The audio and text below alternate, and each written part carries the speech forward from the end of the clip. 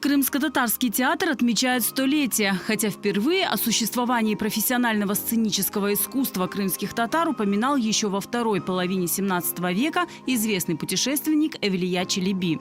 Он несколько лет пребывал в Бахчисарае при дворе хана Мухаммед-Гирея IV.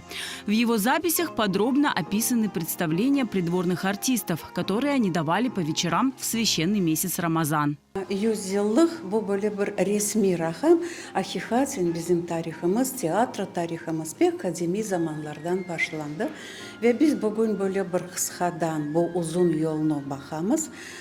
Ve evet kelimiz bu resmi rakamga 23. sene, bu pek mürekkep seneler edi bizim tarihimizde. Ve 20. 30. senelerin böyle tiyatromuzun gurdelegen vakti. Известный крымско-татарский актер Рифати Таблаев рассказывает, что профессиональные крымско-татарские театральные подмостки существовали и в XIX веке. 19 asırlarda bizim kahvehanelerde teatrlar var idi. İlk katlı kahvehaneler, buna Dereköy köyünde, akıl eşken, bilgenime göre işte aşağıda kahvehane, tepede işte tiyatrıydı ve pek mürekkep ağır piyasalar sanatçılarıydı. Demek bu profesyonel seviye bilmiyorum. Belki bir yerde okuyandırlar, belki andan bundan davet etkendirler bilmiyorum.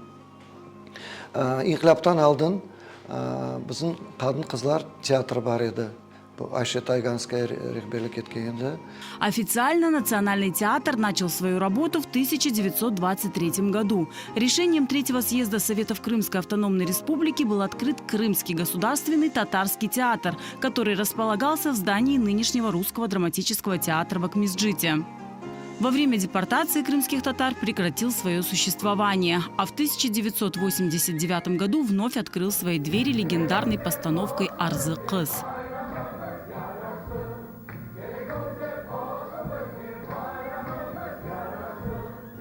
Артист Расим Юнусов сыграл там свою первую и одну из самых значимых ролей.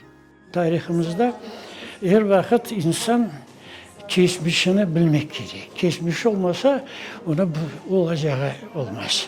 İnsanlar, halk bilmek gerekli. İnsanın, halkın eğer tili, dini, urf adetleri olmasa o halk olarak bir yerde görünmeyi bilmiyor.